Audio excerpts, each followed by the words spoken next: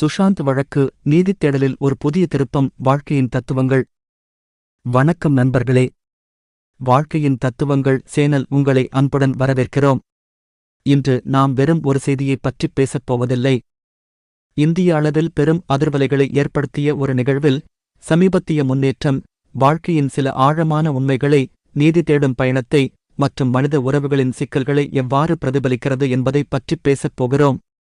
ஆம், நாம் பேசப்போவது மறைந்த நடிகர் சுஷாந்த் சிங் ராஜ்புத் வழக்கு மற்றும் நடிகை ரியா சக்ரவர்த்திக்கு மீண்டும் அனுப்பப்பட்டுள்ள நோட்டீஸ் குறித்துதான். சுஷாந்த் வழக்கும் அதன் துவக்கமும். பாலிவுட்டின் இளம் மற்றும் திறமையான நட்சத்திரமாக மிளிர்ந்த சுஷாந்த் சிங் ராஜ்புத் 2020ஆம் ஆண்டு ஜூன் மாதம் 14ஆம் தேதி மும்பையில் உள்ள தனது இல்லத்தில் மர்மமான முறையில் காலமானார். அவரது அகால மரணம் இந்திய திரையுலகையும் கோடிக்கணக்கான ரசிகர்களையும் சோகத்தில் ஆழ்த்தியது. ஆரம்பத்தில் இது ஒரு தற்கொலை வழக்காக பதிவு செய்யப்பட்டது. ஆனால் பல்வேறு கோணங்களில் கேள்விகள் எழுந்ததால் பின்னர் இந்த வழக்கு சிபிஐ விசாரணைக்கு மாற்றப்பட்டது. விசாரணையின் ஒரு கட்டமாக இந்த வழக்கில் போதைப்பொருள் கோணம் வெளிப்பட்டது. அதைத் தொடர்ந்து போதைப்பொருள் தடுப்புப் பிரிவு, நார்கோடிக்ஸ் கண்ட்ரோல் பியூரோ (NCB) இந்த வழக்கில் நுழைந்து தீவிர விசாரணை நடத்தியது. சமீபத்திய வளர்ச்சி, வரைவு குற்றப்பத்திரிகை. இந்த வழக்கில் தற்போது ஒரு புதிய திருப்பம் ஏற்பட்டுள்ளது. போதைப்பொருள் தடுப்புப் பிரிவு.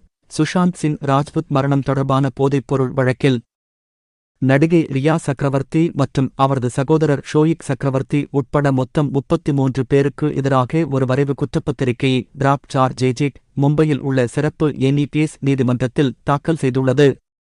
இது இந்த வழக்கின் விசாரணையில் ஒரு முக்கிய நகர்வு. ரியா மீதான குற்றச்சாட்டுகள் மற்றும் அதன் தாக்கங்கள். இந்த வரைவு குற்றப்பத்திரிகை நடிகை ரியா சக்ரவர்த்தி மீது சில கடுமையான குற்றச்சாட்டுகளை முன்வைக்கிறது. அதன்படி ரியா போதைப் பொருட்களைப் பெற்று சுஷாந்திற்காக பணம் செலுத்தி பின்னர் அவற்றை அவருக்கு வழங்கியதாக குற்றம் சாட்டப்பட்டுள்ளது. ரியா போதைப்பொருள் உட்கொண்டதாகவும் ஷோயிக் போதைப்பொருள் வியாபாரிகளுடன் தொடர்பில் இருந்ததாகவும் குற்றம் சாட்டப்பட்டுள்ளது. இந்த குற்றச்சாட்டுகள் போதைப்பொருள் மற்றும் மனோவியல் பொருட்கள் சட்டம் NEPS கீழ் பதிவு செய்யப்பட்டுள்ளன.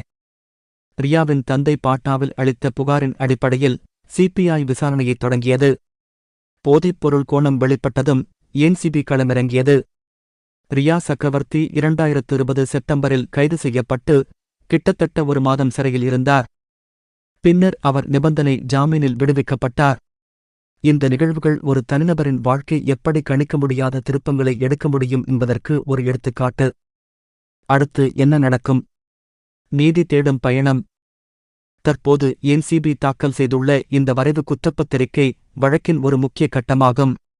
அடுத்து சிறப்பு NEPS நீதிமன்றம் இந்த குற்றப்பத்திரிகையை ஆராயும். அதன் பிறகு குற்றம் சாட்டப்பட்ட நபர்களுக்கு எதிராக சட்டப்பூர்வ குற்றச்சாட்டுகள் பிரேமிங் ஓப் சார்ஜஸ் பதிவு செய்யப்படும். குற்றச்சாட்டுகள் பதிவு செய்யப்பட்ட பிறகுதான் வழக்கின் விசாரணை ட்ராயல் முறையாகத் தொடங்கும். அப்போது சாட்சிகள் அழைக்கப்படுவார்கள், ஆதாரங்கள் சமர்ப்பிக்கப்படும். நீதி தேடும் இந்த பயணம் நீண்டதாகவும் சிக்கலானதாகவும் இருக்கும் என்பதை இது உணர்த்துகிறது. வாழ்க்கையின் தத்துவங்கள். இந்த வழக்கிலிருந்து கற்றுக்கொள்வோம். இந்த வழக்கு பாலிவுட் உலகில் பெரும் சர்ச்சைகளையும் போதைப்பொருள் பயன்பாடு குறித்த தீவிர விவாதங்களையும் கிளப்பியது.